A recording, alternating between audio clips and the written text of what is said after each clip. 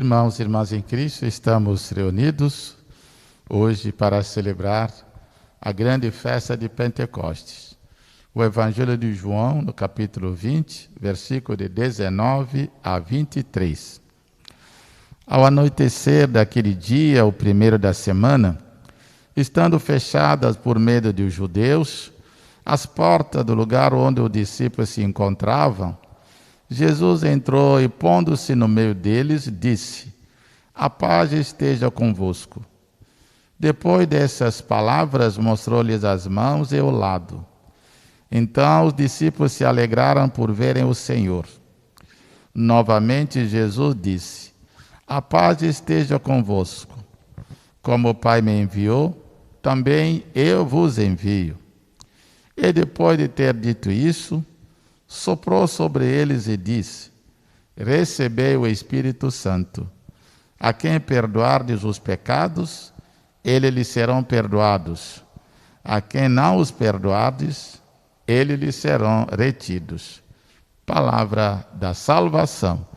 Glória a vós, Senhor. Domingo do Pentecostes, domingo da missão, da força do Espírito Santo. Então, um momento de, como nosso costume, meditamos essa palavra de Deus que nós acabamos de ouvir. Padre, o Evangelho nos relata que ao anoitecer daquele dia, o primeiro da semana, os apóstolos estavam reunidos de portas fechadas, com medo dos judeus. Este anoitecer é a noite natural ou os apóstolos estavam confusos ainda diante de tudo que havia acontecido e a missão que eles tinham para desenvolver? E como Jesus entrou se as portas estavam fechadas? É verdade, diz primeiro, anoitecer daquele primeiro dia da semana. Dizer o primeiro dia, esse primeiro dia é o terceiro, depois da morte.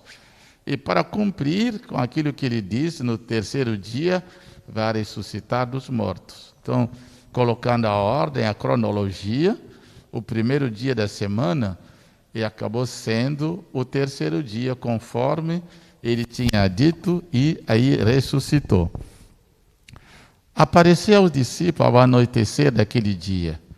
No que tudo leva a entender, era a noite mesmo, escuro, porque os discípulos de Emaús, que nós lemos lá no Evangelho de Lucas, no capítulo 24, estavam voltando para Emaús e fizeram caminho até o anoitecer, quando houve a fração do pão, aí que reconheceram Jesus.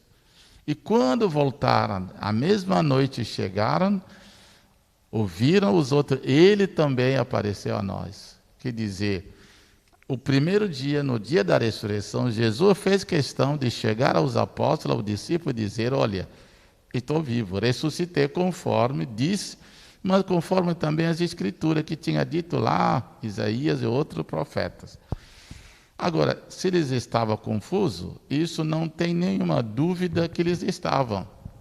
Porque eles viram o choque, eles viram a morte, eles viram o sofrimento de Jesus e também viram a sepultura. Bem que alguns deles à distância, com medo. E de manhã, naquele primeiro dia, eles receberam a notícia que o túmulo estava vazio. Então, ele ainda estava confuso. O que teria acontecido? Houve morte e depois o corpo desaparece e agora ele aparece. Então, as coisas não estavam tão claras. A ressurreição, bem que já sabia, ouviram, mas não era tão compreensível para eles. Agora, como que Jesus entrou, as portas, janela, tudo fechado, o nosso corpo físico humano, ele nos impede de passar pelas paredes, pelas janelas, sem que seja aberto. Mas o corpo de Jesus é um corpo glorioso, o corpo ressuscitado. Esse corpo não tem obstáculo, nem a parede, nem o muro, nem porta, bem que seja fechado, ele atravessa. Ele é espírito, é o corpo mais glorioso. Esse corpo não tem nenhum obstáculo que possa impedir a passagem. E também não tem espaço, distância. hoje está aqui no mesmo tempo, pode estar num lugar muito longínquo, e isso é a glória da ressurreição que nós esperamos um dia, também merecemos como Jesus nos prometeu. Padre, Jesus entrou no lugar onde os discípulos estavam reunidos, de portas fechadas, e estendeu a paz sobre eles. O que quer dizer isso? Jesus, como nós acabamos de dizer agora, eles estavam perturbados. Era preciso que ele se acalmasse. Essa paz, tanto é uma paz interior, mas também uma paz exterior. Mas também é uma missão para nós, igreja, para nós evangelizarmos hoje, precisamos ter uma paz, uma tranquilidade. E irmos com mais segurança para ir. Jesus estenda a paz para nós, nos dá também o Espírito Santo.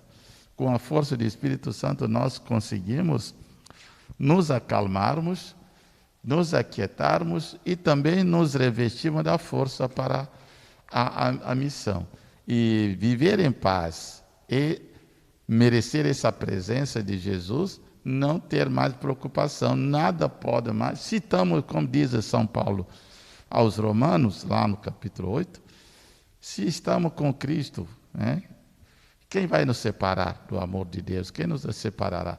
Então, se Ele está ali, o que vai ainda nos atormentar? É Ele que cobre tudo, vai cumprir com tudo. Essa é a alegria da paz. Então, Padre, aí depois que Jesus estendeu a paz, ele soprou sobre os discípulos e disse: recebei o Espírito Santo. E os revestiu de uma autoridade, dizendo: a quem perdoardes os pecados, eles lhes serão perdoados. E os que não os perdoardes, eles lhes serão retidos. Então, eu pergunto, Padre, há pecados imperdoáveis? Só nós temos aí 2 ou 3 coisas que podemos levantar. Jesus soprou sobre ele e diz: recebeu o Espírito Santo. Deu o Espírito Santo mesmo. É o mesmo Espírito Santo que deu aos sucessores dos apóstolos, na hierarquia da igreja, para perdoar os pecados. E o próprio Cristo, através do ministro ordenados, que perdoa. É aquele poder que já vem de lá.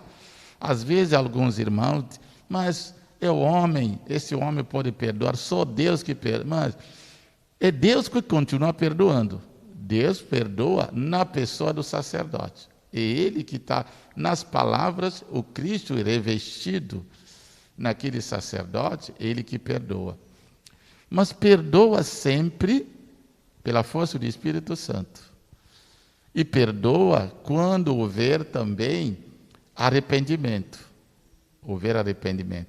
Aquele que pecou tem que se arrepender e pedir perdão, se comprometer a não voltar mais a pecar. Aí, a misericórdia de Deus faz com que o perdão esteja ali. A quem não perdoardes, o sacerdote pode recusar de perdoar alguém os seus pecados? Não pode, se realmente houver arrependimento. O sacerdote só não perdoa se a pessoa não se arrepender dos seus pecados.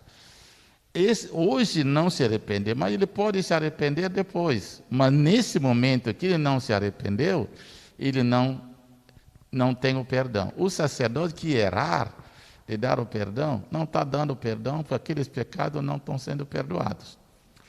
Agora, tem outros pecados que são imperdoáveis. Jesus nos diz: o pecado contra o Espírito Santo não tem perdão. Todos os pecados podem ser perdoados? Pode. Mas quem pecar contra o Espírito Santo significa quem negar o Espírito Santo, negar a força, o poder do Espírito Santo, não vai ser perdoado, porque o perdão acontece pela força do Espírito Santo. Se negar o Espírito Santo, como vai receber o perdão?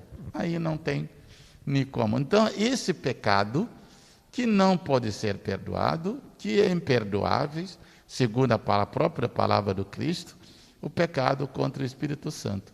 E nós estamos celebrando o Pentecostes, vamos receber os dons do Espírito Santo, e cuidado para nós não pecarmos contra essa terceira pessoa da Santíssima Trindade, que é uma pessoa que opera praticamente tudo na Santíssima Trindade, é unidade.